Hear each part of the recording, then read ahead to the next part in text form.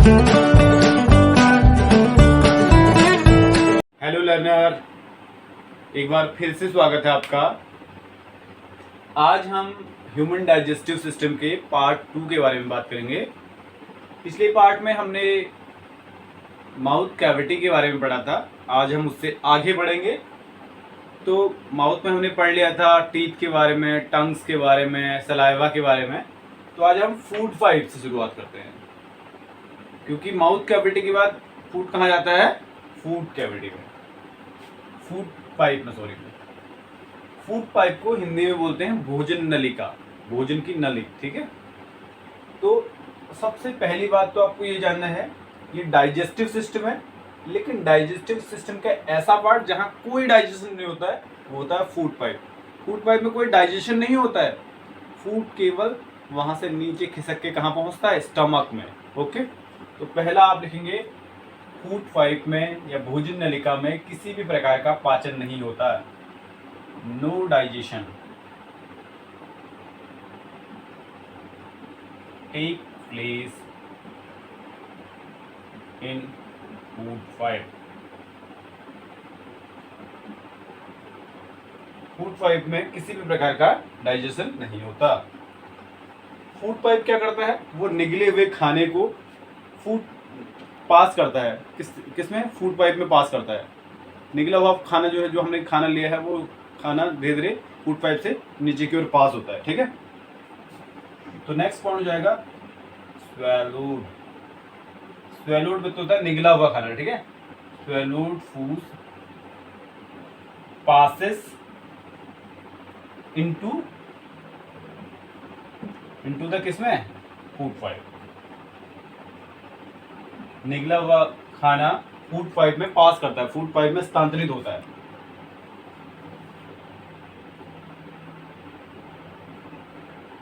This swallowed food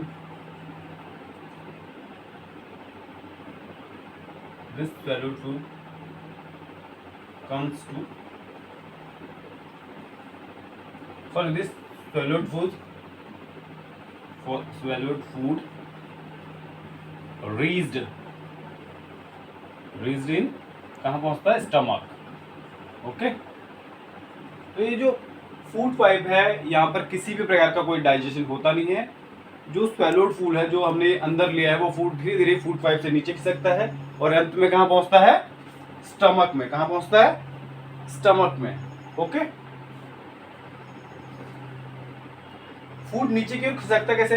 देखो, जो food pipe है वहां से फूड धीरे धीरे नीचे खिसक रहा है। होता क्या है कि फूड पाइप की वॉल में एक प्रकार का मोमेंटम होता है। फूड पाइप की जो वॉल होती है उसमें एक प्रकार का मोमेंटम होता है और फूड जो है नीचे की ओर खिसक के स्टमक में पहुंच जाता है, ठीक है। तो नेक्स्ट पॉइंट हो जाएगा food is pushed down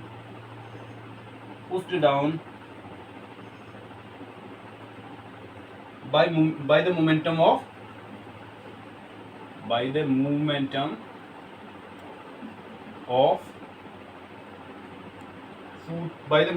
food pipe. ये 4 पॉइंट आप फूड पाइप में लिखेंगे, ठीक है। आपको पता भी होना चाहिए। पहला है फूड पाइप को हिंदी में बोलते हैं भोजन नलिका। तो सबसे पहले आप लिखेंगे no digestion take place in food pipe. Food pipe में किसी भी, हिंदी में लिखेंगे फूड पाइप में किसी भी प्रकार का पाचन नहीं होता। Swallowed food passes into the food pipe. जो निगला हुआ भोजन है, गला हुआ भोजन है, वो फूड पाइप से स्थानांतरित होता है और this swallowed food reach into stomach. और ये जो निगला हुआ खाना है कहाँ पहुँचता है? स्टमक में। Food is pushed down by the momentum of food pipe. Food pipe में जो फूड है वो नीचे की ओर एक प्रकार की गति जो फूड पाइप के दीवारों से हो रही है, उनकी वजह से नीचे की ओर खिसकता है। नेक्स्ट है स्टमक, या हिंदी में इसे बोलते हैं अमाशय, या उससे भी साधारण भाषा में बोलेंगे पेट। जो स्टमक या पेट होता है, ये हमारे पूरे डाइजेस्टिव सिस्टम का सबसे चौड़ा भाग होता है। कैसा भाग होता है? चौड़ा, बड़ा भाग नहीं। सबसे बड़ा भाग तो स्मॉल इंटेस्टाइन ही है, ठीक है। उसकी लेंथ 7.5 मीटर के आसपास होती है। तो ये सबसे चौड़ा भाग होता है। तो चौड़ाई को क्या बोलते हैं? Wide part. It is the widest part. It is the widest part of our stomach, widest part of our stomach। Hindi वाले लिखेंगे कि यह हमारे डाइजेस्टिव सिस्टम, ठीक है। हिंदी वाले लिखेंगे कि आमाशय हमारे डाइजेस्टिव सिस्टम का सबसे चौड़ा भाग होता है। It is J shape. ये दिखने में कैसा होता है? जे शेप का होता है, यह जे आकार का होता है, ठीक है। अब देखो स्टमक में होता क्या है, इसे मैं मिटा के आपको बताता हूँ, ठीक है। इतना लिखने के बाद आप इस तरह से समझेंगे stomach.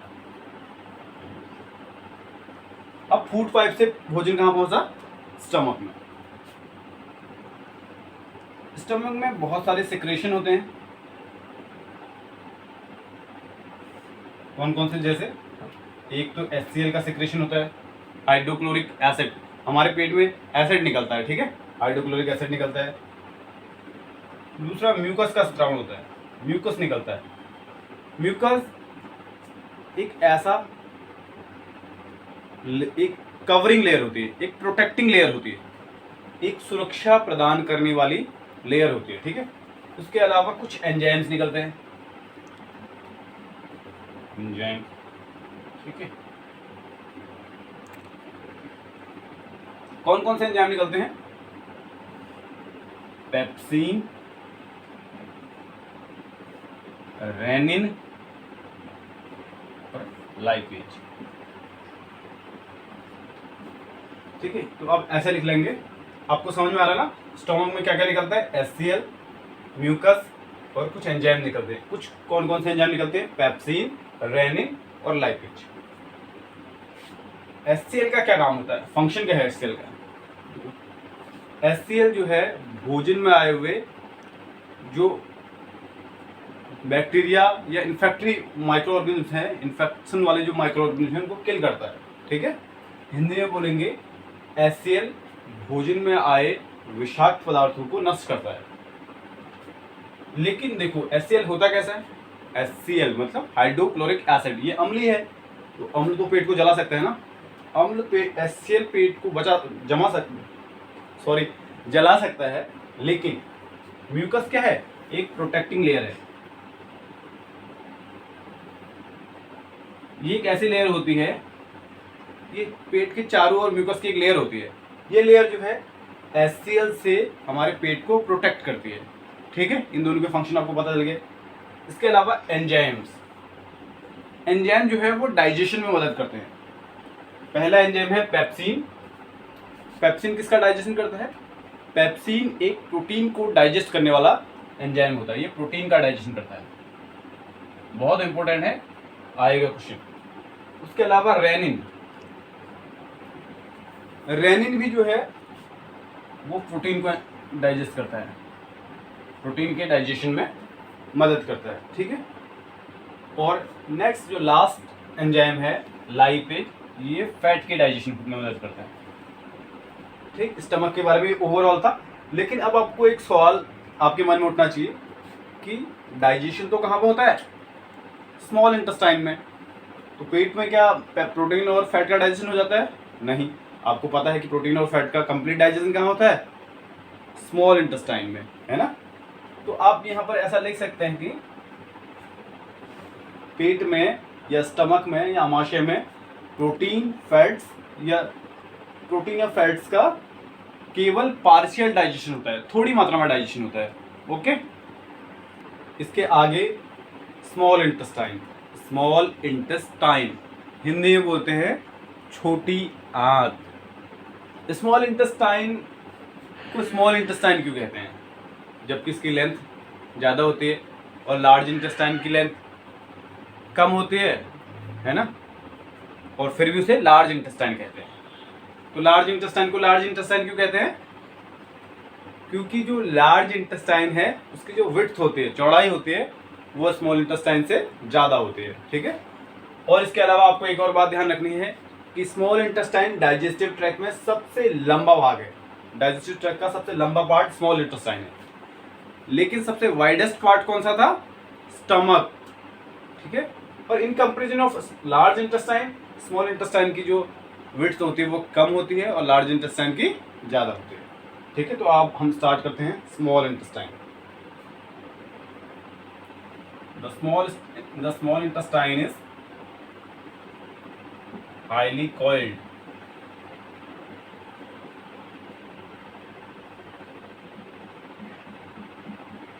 its length is about 7.5 metre. जो स्मॉल इंटेस्टाइन है कॉइल्ड, वो बहुत ही घूमी हुई अवस्था में होती है, बहुत ज़्यादा कॉइल्ड होती है और इसकी लंबाई लगभग 7.5 मीटर तक होती है, ठीक है। स्मॉल इंटेस्टाइन में आपको पता भी होना चाहिए कि स्मॉल इंटेस्टाइन में सिक्रेशन भी प्राप्त होती है, यानी कि स्मॉल इंटेस्टाइन में लिवर, यकृत, पेनक्रियाज, अग्नाशय से कुछ स्रवण भी प्राप्त होते हैं, कुछ जूसेस भी मिलते हैं, ठीक है। It receive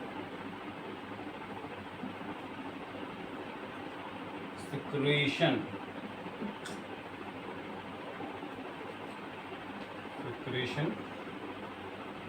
from liver and pancreas.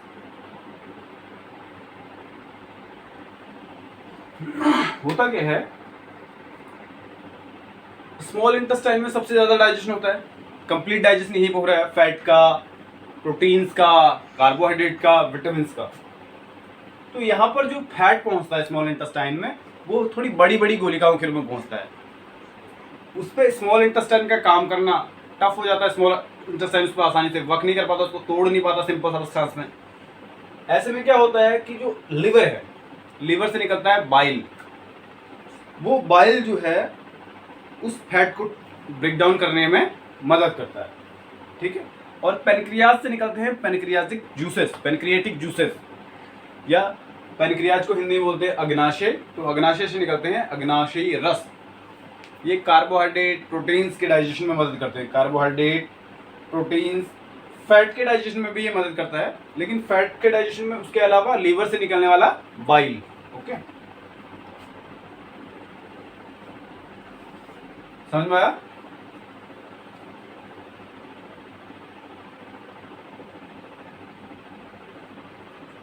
तो आपको पहला तो पता होना चाहिए कि कंप्लीट डाइजेशन क्या होता है। Complete digestion take place in small intestine.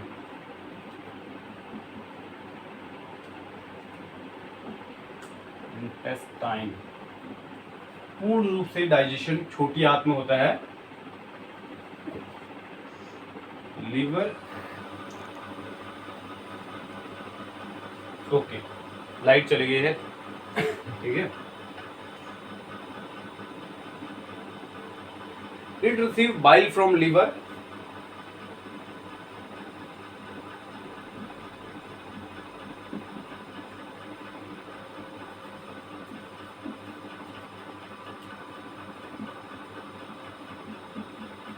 bile help in the digestion of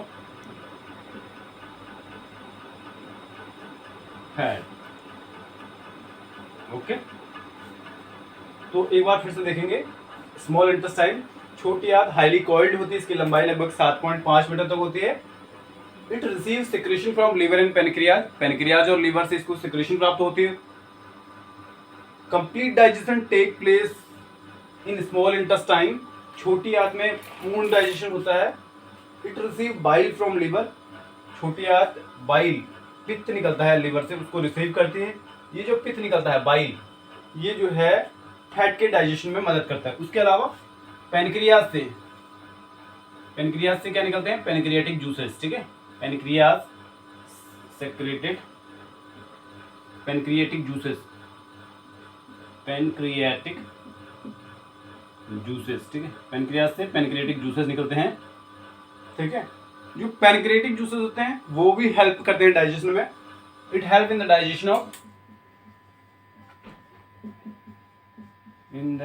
digestion it help in the digestion of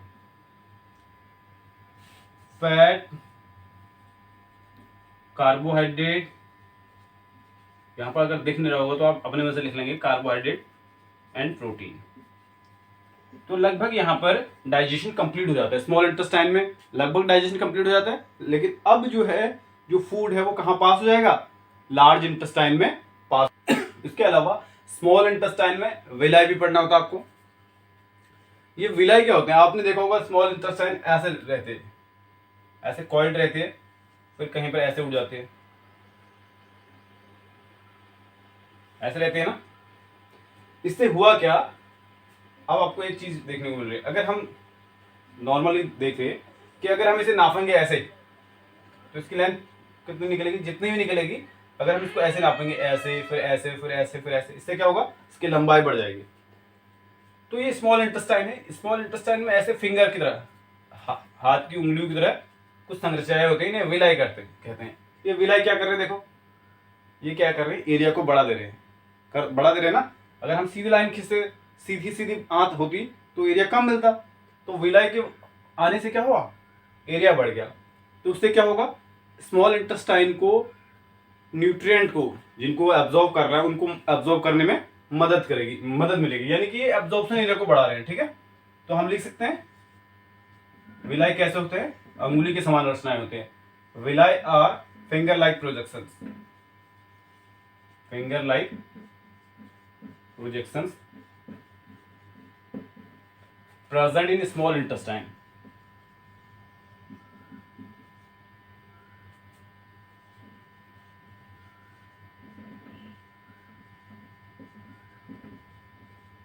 ठीक, और ये करते क्या है,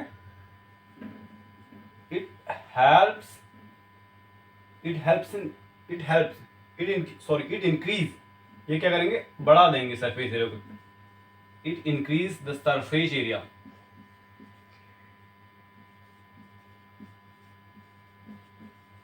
और एब्जॉर्प्शंस। ठीक है, विलाई अंगुली के समान रचनाएं होती हैं जो छोटी आंत में प्रचलित होती है।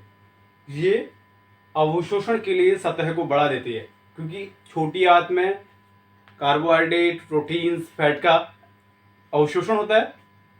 तो ये क्या करते हैं, यहाँ पर अगर ये फिंगर लाइक स्ट्रक्चर बन जाएगा तो लेंथ बढ़ जाएगी, तो उससे क्या होगा, एब्जॉर्प्शन के लिए पर्याप्त टाइम मिलेगा। ओके, इसी के नेक्स्ट है लार्ज इंटेस्टाइन। लार्ज इंटेस्टाइन जैसे बोलते हैं बड़ी आंत, हिंदी में बोलेंगे बड़ी आंत।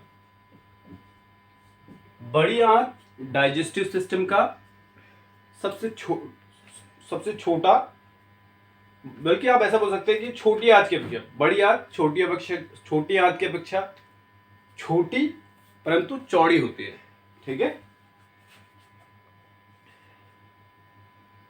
The large intestine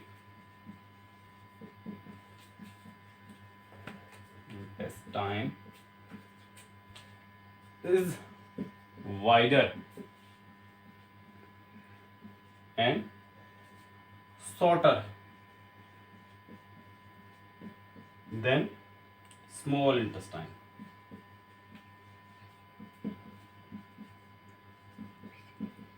small intestine की लंबाई कितनी होती है, लगभग 7.5 मीटर, और लार्ज इंटेस्टाइन की लंबाई केवल कितनी होती है, 1.5 मीटर।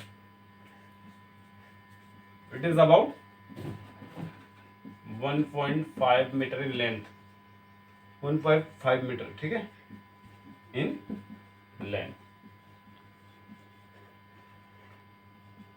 अब बड़ी आंत में होता क्या है, देखो छोटी आंत में सभी चीजों का एब्जॉर्प्शन हो गया था, अब फूड आगे बढ़ा तो उसमें कुछ मात्रा में अभी भी क्या, वाटर और मिनरल्स रह जाते हैं।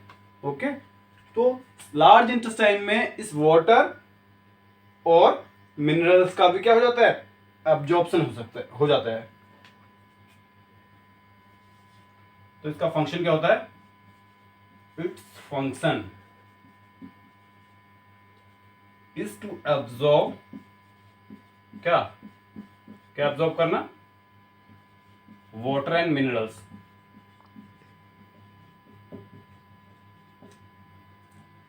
ओके, तो इसका ये फंक्शन है कि ये वाटर एंड मिनरल्स को भी अब्जॉर्ब कर देता है। अब क्या बचा, देखो सब कुछ अब्जॉर्ब हो चुका है, अब केवल वेस्ट फूड बचा, जो अनडाइजेस्टेड फूड है, जिसका डाइजेशन नहीं हुआ है, उसको जो है अब हमको शरीर से। अब हमने अभी तक देखा कि स्मॉल इंटेस्टाइन में फैट, कार्बोहाइड्रेट, प्रोटीन्स का डाइजेशन हो गया। उसके बाद जो भी उस फूड में बचा था लार्ज इंटेस्टाइन में उसका डाइजेशन हो गया था, जैसे वाटर, मिनरल्स। तो अब केवल बचा क्या, अनडाइजेस्टेड फूड बचा। या आप बोल सकते हैं कि वेस्ट मटेरियल बच गया है, उसे बॉडी से आप क्या करना है, बाहर निकालना है। ठीक है, तो अब जो है केवल और केवल क्या बच गया, अनडाइजेस्टेड फूड। ठीक है, उसे बॉडी से बाहर निकालना है। तो इस उस अनडाइजेस्टेड फूड को बॉडी से बाहर कौन निकालता है, रेक्टम या anus. Okay, the remaining waste material, waste product या मटेरियल जो भी है, ठीक है, waste product passes into the, कहां पास हो जाएगा, इनटू द रेक्टम। रेक्टम में आ जाता है वो। ओके, और फिर एनएस के थ्रू इसको बाहर निकाल दिया जाता है। ठीक है, and the waste material is removed through